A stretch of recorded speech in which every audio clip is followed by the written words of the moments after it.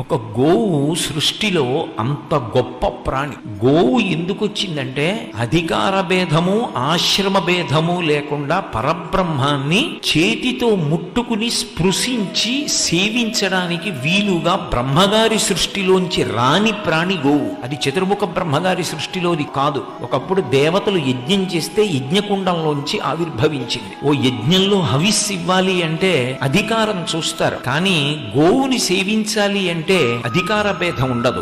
ఎవరైనా గోవుని సేవించవచ్చు. మీరు గోవుకి తీసుకెళ్లి ఒక అరటిపండు పెడితే ఆ అరటిపండు గోవు తిన్నప్పుడు సాక్షాత్ కామాక్షి పరదేవత ఆ అరటిపండు తిన్నట్టే. అన్నిటికీ ప్రత్యామ్నాయంగా వచ్చింది గోపూజ. ఎవరైనా చెయ్యొచ్చు, ఎవరైనా ముట్టుకోవచ్చు, ఎవరైనా అరటిపండు పెట్టచ్చు. మంత్రం లేకపోయినా కూడా మీరు దానికి కాస్త పృష్ఠభాగంలో పసుపు రాసి బొట్టు పెడితే అది లక్ష్మీదేవి పాదాలకి రాసిన పసుపు పెట్టిన పారాణే అవుతుంది.